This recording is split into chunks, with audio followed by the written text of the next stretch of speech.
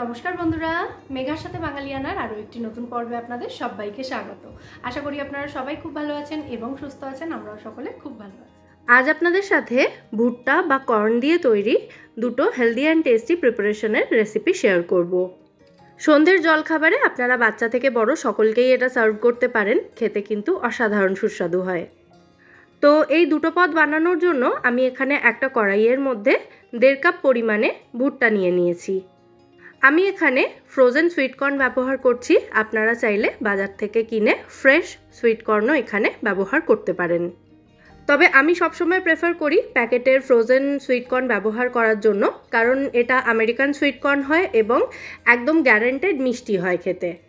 তো যদিও frozen corn ভাপানো থাকে অলরেডি, তাও এটাকে একটু ভাপিয়ে নেব, কারণ ভাপানোর ফলে ভুট্টাগুলো আরেকটু ফুলে ফুলে যাবে। মানে ভুট্টার এই যে দানাগুলো রয়েছে এগুলো আরেকটু ফুলে ফুলে যাবে এবং সেটা খেতে বেশি ভালো লাগবে। অন্যান্য রান্নায় ব্যবহার করার সময় আমি কিন্তু এই ফ্রোজেন সুইটকর্ন আর সেদ্ধ করি না আলাদা করে, এটা হয়তো আপনারা খেয়াল করেছেন অন্যান্য রেসিপিতে। তবে এখানে আমি ভুট্টাটাকে ভাপিয়ে নিচ্ছি। আর ভাপানোর জন্য কিন্তু খুব সামান্য পরিমাণে জল এখানে ব্যবহার করেছি, 1/2 কাপেরও কম পরিমাণে জল দিয়েছি, যাতে এটা 5-6 মিনিট হাই ফ্লেমে ফোটানোর পরে জলটা পুরোপুরি এই ভুট্টার মধ্যেই টেনে যায়। তার জন্যই জলটা এখানে কম দিয়েছি, মানে সেদ্ধ করার পরে যাতে জলটা ফেলে দিতে না হয়। আর প্যাকেট থেকে বের করার পর আমি কিন্তু এই ভুট্টার দানাগুলোকে খুব ভালো করে ধুয়ে জল ঝরিয়ে ব্যবহার করেছি এখানে। যাই হোক, কড়াইটাকে ঢাকা দিয়ে প্রায় 5 মিনিট মতো ভুট্টাগুলোকে আমি ফুটিয়ে নিয়েছি একদম হাই ফ্লেমে রেখে। এখন দেখুন জল কিন্তু অনেকটাই টেনে গেছে। এটা আরেকটু শুকিয়ে নেব আমি, মানে জলটা একদম শুকিয়ে যাবে সেই রকম অবস্থায় নিয়ে যেতে হবে। সেদ্ধ করে জল ফেলে দেওয়া হলে সমস্ত নিউট্রিয়েন্টস কিন্তু জলের সাথে বেরিয়ে যাবে। সেই জন্য আমি প্রেফার করি যে কোনো সবজি স্টিম করে নেওয়া বা এইরকম সেদ্ধ করে জলটা তার মধ্যেই টানিয়ে নেওয়া। দেখুন ভুট্টার থেকে জলটা কিন্তু পুরোপুরি টেনে গেছে, মানে পুরোপুরি শুকনো হয়ে গেছে জলটা। তো এবার এই ভুট্টার দানাগুলোকে দুটো ভাগে আমি ভাগ করে নেব, কারণ দুটো রেসিপি শেয়ার করব বললাম। একটা রেসিপির জন্য ঠান্ডা ভুট্টা লাগবে আর একটা রেসিপির জন্য একদম গরম গরম ভুট্টার দানা লাগবে। তো যেটা গরম গরম সার্ভ করতে হবে সেটাই আগে বানিয়ে নিই। এখানে একটা বাটির মধ্যে দেখতে পাচ্ছেন অর্ধেক বাটি সেদ্ধ করা ভুট্টা নিয়ে নিয়েছি আমি। এর মধ্যে মানে এই গরম গরম ভুট্টার দানার মধ্যে দিয়ে দিলাম 1 চামচ মতো মাখন। ছোটো চামচের 1 চামচ মাখন নিয়েছি এখানে। আর মাখনটা ফ্রিজ থেকে বের করে ডিরেক্টলি ব্যবহার করেছি। মাখনটা একটু ভেতরের দিকে দিয়ে দিলাম যাতে ভুট্টার গরমে মাখনটা গলে যায়। সামান্য একটু বিট নুন দিয়েছি আর একটু গোলমরিচ গুঁড়ো দিয়েছি এর মধ্যে। অবশ্যই নিজেদের স্বাদ অনুযায়ী এগুলো বাড়িয়ে বা কমিয়ে দিতে পারেন। একটুখানি ধনেপাতা কুচি দিয়েছি আর দিয়ে দিচ্ছি 1 চামচ মতো পাতিলেবুর রস। আর সবশেষে দিয়ে দিচ্ছি সামান্য একটু চাট মশলা। মশলাপাতিগুলো কিন্তু অবশ্যই যে যা স্বাদ অনুযায়ী বাড়িয়ে বা কমিয়ে দিতে পারেন। আর এখানে বিট নুনের পরিমাণটা একটু কমই রাখবেন, কারণ বাটার বা চাট মশলা এগুলোতে কিন্তু নুন থাকে।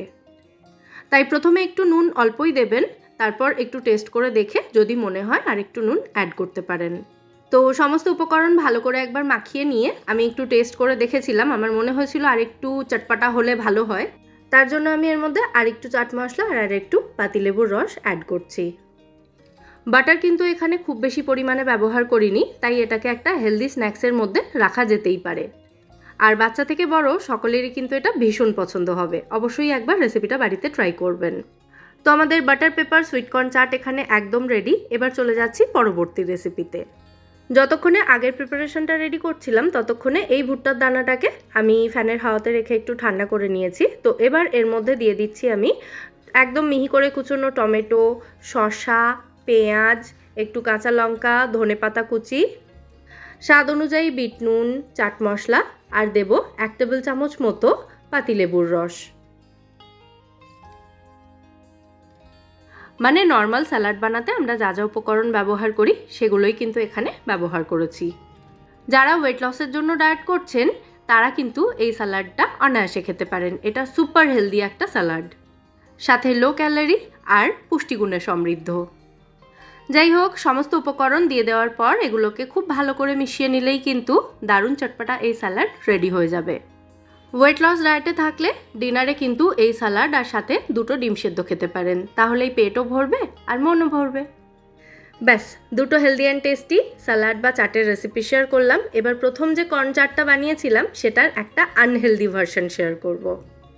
এই যে কর্নচাটটা বানিয়েছিলাম তার মধ্যে সমস্ত উপকরণ সেম থাকবে, শুধু আরও 1 চামচ মতো বাটার অ্যাড করব আর সাথে 1 টেবিল চামচ মতো গ্রেট করা চিজ অ্যাড করব। এখানে আমি মজরেলা চিজ নিয়েছি, আপনারা চাইলে প্রসেস চিজও ব্যবহার করতে পারেন।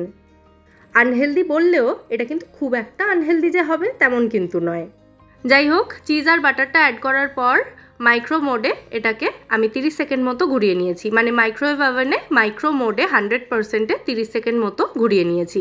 তাতে চিজ এবং বাটার দুটোই ভালো মতো মেল্ট হয়ে গেছে। এবার জাস্ট এর সাথে একবার ভালো করে মিশিয়ে নিচ্ছি, তাহলেই দারুণ টেস্টি এই সুইট কর্ন চাট রেডি।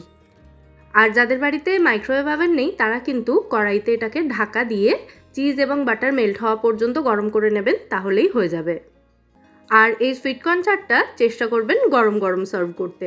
এই চিজি সুইট কর্ন চাট গরম গরম খেতে জাস্ট হেভেনলি লাগবে। রেসিপিগুলো কিন্তু অবশ্যই বাড়িতে ট্রাই করবেন এবং আমায় জানাবেন রেসিপিগুলো আপনাদের কেমন লাগলো। তো আজকের এই সুইট কর্ন দিয়ে তৈরি সুইট কর্ন চাট এবং সুইট কর্ন স্যালাডের রেসিপি আশা করছি আপনাদের ভালোই লেগেছে। যদি ভালো লেগে থাকে ভিডিওটাকে বরাবরের মতো একটা লাইক এবং শেয়ার করে দেওয়ার অনুরোধ রইল। সাথে এরকমই নিত্য নতুন রেসিপি পাওয়ার জন্য আমার চ্যানেল মেঘার সাথে বাঙালিয়ানাকে সাবস্ক্রাইব করে আমার পাশে থাকবেন এবং আমায় সাপোর্ট করবেন। তাহলে আজকের মতো এখানেই বিদায় নিচ্ছি, আবার দেখা হবে পরের পর্বে। সবাই সুস্থ থাকবেন, ভালো থাকবেন এবং সবাইকে খুব ভালো রাখবেন। নমস্কার।